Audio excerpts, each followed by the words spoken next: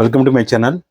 So இன்றைக்கி இந்த வீடியோவில் நம்ம ஜெராக்ஸ் கடையில் வந்து நம்மளுடைய பிஸ்னஸை இன்க்ரீஸ் பண்ணுறதுக்கு நம்ம ஒரு சில அடிஷ்னல் ஆன்லைன் சர்வீஸ் பண்ணுவோம். ஸோ அந்த ஆன்லைன் சர்வீஸில் ரொம்ப முக்கியமானது என்ன அப்படின்னு கேட்டிங்கன்னா IRTC train ticket booking. Train ticket booking பார்த்தீங்கன்னா இன்றைக்கி ஜெராக்ஸ் ஷாப்பில் நீங்கள் ஒரு ட்ரெயின் டிக்கெட் புக்கிங் அப்படின்னு போட்டால் அதுக்கு நல்ல ரெஸ்பான்ஸ் கிடைக்கும். கண்டிப்பாக நீங்கள் வந்து இது வரைக்கும் நீங்கள் ட்ரை பண்ணாலும் கண்டிப்பாக நீங்கள் ட்ரை பண்ணுங்கள். உங்களுடைய டெய்லி இன்கம், அதாவது நம்ம டெய்லி ஒரு டார்கெட் செட் பண்ணி நம்ம பிஸ்னஸ் பண்ணுவோம். அதுக்கு இந்த ஆன்லைன் ட்ரெயின் டிக்கெட் புக்கிங் வந்து ரொம்ப ரொம்ப ஹெல்ப்ஃபுல்லாக இருக்கும். இன்னொன்று வந்து இதுக்காக நீங்கள் வந்து ரொம்ப பெரிய இன்வெஸ்ட்மெண்ட்லாம் ரொம்ப பணம் தேவையில்லை. ஒரு இன்வெஸ்ட்மெண்ட்டே தேவையில்லை என்னை பொறுத்த வரைக்கும். ஏன்னா நீங்கள் ஆல்ரெடி ஒரு ஜெராக்ஸ் ஷாப் வச்சுன்னா கண்டிப்பாக அவங்கள்ட்ட வந்து ஒரு இன்டர்நெட் கனெக்ஷன் இருக்கும், லேப்டாப் இருக்கும், கம்ப்யூட்டர் இருக்கும். ஸோ இது இருந்தாலே போதுமானது தான் இந்த ஐஆர்டிசி ட்ரெயின் டிக்கெட் புக் பண்ணுறதுக்கு. ஸோ இந்த வீடியோவில் வந்து ஐஆர்டிசி ட்ரெயின் டிக்கெட் புக் பண்ணால் நம்மளால் எப்படி அதை பிஸ்னஸ் ஸ்டார்ட் பண்ணுறது, ஸ்டார்ட் பண்ணால் எவ்வளோ இன்வெஸ்ட்மெண்ட் பண்ணணும், இதனால் எவ்வளோ இன்கம் கிடைக்கும். ஸோ இதை தான் இந்த வீடியோவில் பார்க்க போகிறோம். ஸோ ஃபஸ்ட்டு வந்து ஐஆர்டிசி ட்ரெயின் டிக்கெட் புக்கிங் அப்படின்னா நம்ம வந்து ட்ரெயினில் வந்து ஊருக்கோ தான் ஒரு இடத்துல இன்னொரு இடத்துக்கு போகிறதுக்கு வந்து கண்டிப்பாக வந்து நம்ம இப்போது புக்கிங் ட்ரெயினில் தான் அதிகமாக போகிறாங்க மக்கள். ஏன்னா ட்ரெயின் டிக்கெட் வந்து இன்னையும் சொல்லப்போனால் ஒரு 500 கிலோமீட்டர் நம்ம போனால் கூட அதோட காஸ்ட் பார்த்தீங்கன்னா 250 ரூபாலேருந்து 300 தான் ட்ரெயின் டிக்கெட் இருக்கும். நீங்கள் வேணால் செக் பண்ணிக்கோங்க. உதாரணத்துக்கு நான் மதுரை டு சென்னை நான் டிக்கெட் போட்டு பார்த்தீங்கன்னா 250 ரூபா காட்டும் ஸ்லிப்பரில். நான் ஸ்லிப்பருக்கு வச்சு தான் சொல்கிறேன். இதே நீங்கள் ஏசி போனால் கூட ஒரு 300 காட்டும், 600 வச்சுக்கோங்க. 600 நீங்கள் ஏசியிலே போயிட்டு வந்துடலாம். அதுவும் நீங்கள் நல்லா ஸ்லீப்பர் நீட்டாக தூங்கிட்டு ஃப்ரெஷ்ஷாக போயிட்டு வந்துடலாம். அதை பற்றி நான் டீட்டெயில்ஸ் சொல்ல தேவையில்லை. ஸோ மக்கள் வந்து இன்றைக்கி வந்து ஃபஸ்ட்டு ப்ரிஃபரன்ஸ் எது அப்படின்னா 99% வந்து எல்லோரும் நமக்கு ட்ரெயின் டிக்கெட் தான் ப்ரிஃபர் பண்ணுவாங்க.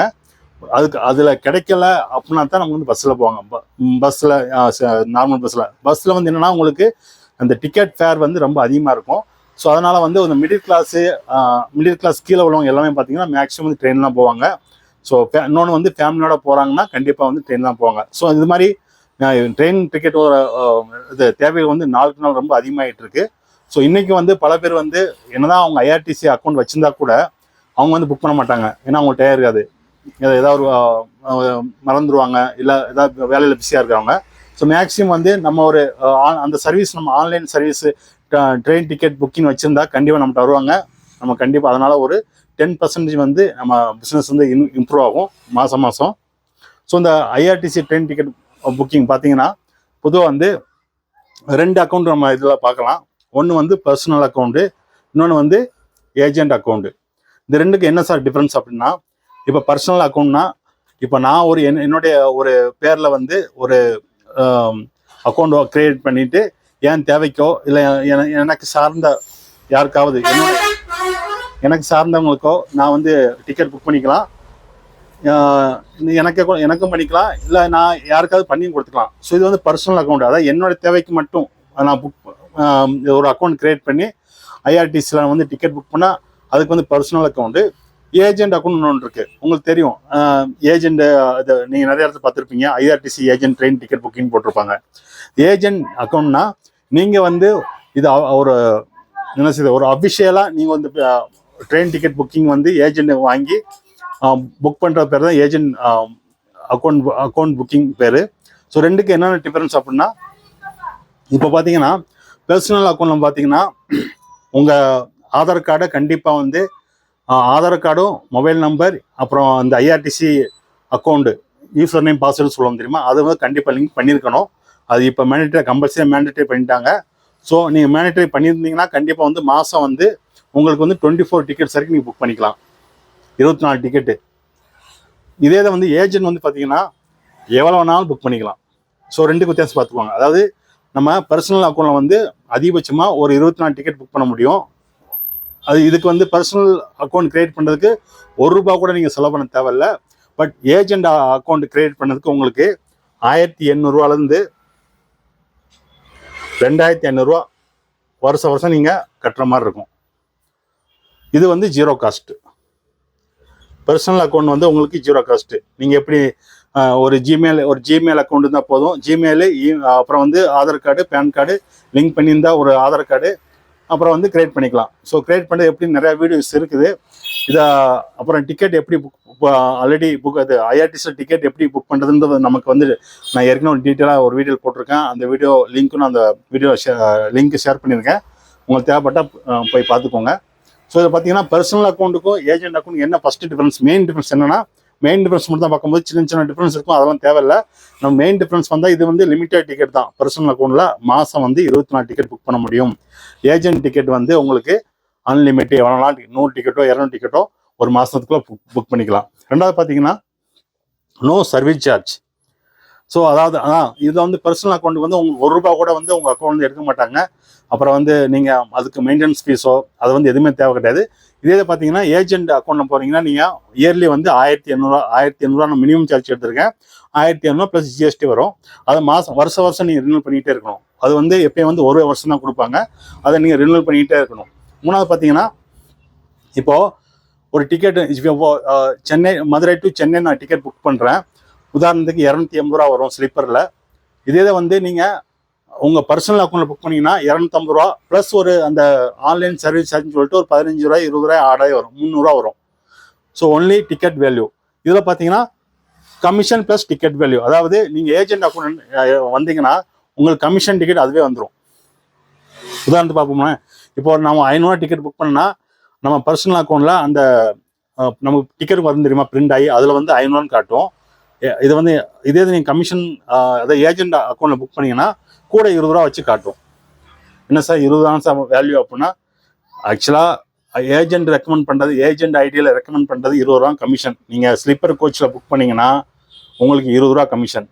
இதே நீங்கள் ஏசி கோச்சில் புக் பண்ணிங்கன்னா ₹40 கமிஷன். இதுதான் அவங்க அலாட் பண்ண சார்ஜு. ஆனால் நம்ம என்ன பண்ணுவோம், நான் சொல்ல தேவையில்லை. ஒரு சில பேர்லாம் எவ்வளோ வாங்குறான்னு உங்களுக்கு தெரியும். வீடியோவில் நம்ம அதெல்லாம் சொல்லக்கூடாது. பிளாக்ல டிக்கெட் மூவியில் எப்படி ₹150 டிக்கெட்டை ₹1000 விற்கிறாங்க, தேட்டரில் ₹2000 விற்கிறாங்களா, அதே மாதிரி தான் இப்போ இன்றைக்கி ட்ரெயின் டிக்கெட் ஆகி போச்சு. ஏன்னா அதில் தேவைகள் அதிகமாக இருக்குது. ஸோ நீங்கள் வந்து ஒரு நியாயமான ஒரு 5% 10%, ஸோ இல்லை ஒரு மேக்ஸிமம் ஒரு 10 to 15 ரேஞ்ச், அந்த ரேஞ்ச் வச்சுக்கோங்க. பட் இதை வந்து அபிஷனாக சொல்ல முடியாது. பட் இன்னைக்கு மார்க்கெட்டில் அதை விற்றுக்கிட்டு இருக்காங்க. பட் அது தப்பும் கிடையாது. ஏன்னா நீங்கள் 500 டிக்கெட்டை 10% போட்டால் கூட ₹50 தான் உங்களுக்கு சார்ஜ் வரும். ஸோ ₹50 அவங்களுக்கு ஒரு பெரிய விஷயமா தெரியாது. ஏன்னா இது கொஞ்சம் ரிஸ்க் இருக்குது. ஏன்னா நம்ம இந்த ஃப்ரம் டூ அப்படின்னு சொல்லிட்டு நம்ம இப்போ உதாரணத்துக்கு நிறையா அதில் கன்ஃபியூஸ் வரும். மதுரை, மானாமதுரை, இந்த மாதிரி நிறையா கன்ஃபியூஸ் வரும் அதில் வந்து. ஸோ வந்து டிக்கெட்டை ரெண்டாவது டேட்டு இப்போ வந்து 20ஆம் தேதி போட்டிருப்பாங்க. நமக்கு வந்து புக் பண்ணும்போது 20ஆம் தேதி அந்த ட்ரெயின் அவைலபிள் இல்லை அப்படின்னா அடுத்த டேட்டு எப்போ அவைலபிள் இருக்கோ அதான் காட்டும். அப்போ அதில் போய் புக் பண்ணிடுவோம். ஸோ இது மாதிரி நிறைய ரிஸ்க் இருக்குது. ஸோ அதனால் 10% நீங்கள் அடிஷனல் வாங்கிக்கலாம். முன்னாடி சொல்லிடுங்க, புக்கிங் வேல்யூவில் வந்து இது எக்ஸ்ட்ரா வந்து இவ்வளோ சார்ஜ் முன்னாடி சொல்லிட்டு நீங்கள் வாங்கிக்கோங்க. ஸோ இதான் வந்து personal account, agent account. Agent account எப்படி நீங்கள் பர்சனல் அக்கௌண்ட் சொல்லிட்டேன், நீங்களே வந்து கிரியேட் பண்ணிக்கலாம். பட் ஏஜென்ட் அக்கௌண்ட் வாங்குறதுக்கு உங்களை டைரெக்டாக ஆன்லைனில் நீங்களே போக முடியாது. அதுக்குன்னு ஒரு ஆன்லைன் சர்வீஸ் ஏஜென்ட் இருக்காங்க. நீங்கள் நான் இதுக்கு முன்னாடி நான் இது ஐடி வாங்கும்போது பேமெண்ட் கேட்வே ஆஃப் இந்தியான்னு சொல்லிட்டு ஒரு வெப்சைட் இருக்கும். ஸோ அதில் போய் தான் நான் வாங்கினேன். பட் நான் வந்து ஒரு 2 இயர்ஸ் முன்னாடி வாங்கினேன். அப்போ வந்து 1800 இருந்துச்சு. ஸோ இப்போ வந்து ஒரு 2000 வரைக்கும் போகலாம். 2000 ப்ளஸ் ஜிஎஸ்டி கிடச்சிடுவாங்க. கிடச்சிட்டு அது அவங்க கொடுக்குற ஐடி தான் நீங்கள் ஓப்பன் பண்ணணும். ஸோ இப்போ பார்த்தீங்கன்னா பர்சனல் அக்கௌண்ட்டில் வந்து உங்களுக்கு பர்சனலாக வந்து யூசர் நேம் பாஸ்வேர்ட் இருக்கும். நீங்கள் வந்து அந்த ஐடி போட்டுக்கலாம். பட் ஏஜென்ட் போகும்போது அவங்க ஒரு யூசர் நேம் பாஸ்வேர்டு கொடுப்பாங்க. ப்ளஸ் பேமெண்ட்டுக்கும் வந்து அவங்க பேமெண்ட் தான் லிங்க் வரும். ஸோ அவங்க பேமெண்ட் வாலெட், இது வந்து வாலெட்டில் போட்டு தான் நீங்கள் வந்து பே பண்ணுற மாதிரி வரும். இதை வந்து நீங்கள் வந்து கிரெடிட் கார்டோ டெபிட் கார்டோ இல்லை வந்து யூபிஐயோ பண்ணிக்கலாம். ஸோ இதில் வந்து பர்சனல் அக்கௌண்ட்டுக்கும் ஏஜென்ட் அக்கௌண்ட்டுக்கு இதான் டிஃப்ரென்ஸு. ஓகே சார், எதுவான பெனிஃபிட் அப்படின்னு கேட்கலாம். நீங்கள் ஃபஸ்ட் உங்களுக்கு மாதம் சார் அதிகமாக வராது, ஒரு 10 டிக்கெட்டோ 15 டிக்கெட் தான் வரும் அப்படின்னா நீங்கள் ஒரு பர்சனல் அக்கௌண்ட்டோ இது நீங்களே வச்சுக்கலாம். இதுன்னு கூட என்னங்க பர்சனல் அக்கௌண்ட் உங்கள் பேரில் ஒன்று வச்சுக்கலாம், இல்லை உங்களை வீட்டில் உள்ள யாராவது 6 பேரோட வச்சுக்கலாம். ஸோ நமக்கு வந்து ஒரு ஐடி இருந்தால் போதும். அது ஒரு ஐடிக்கு நம்ம 24 டிக்கெட் புக் பண்ணிக்கலாம்.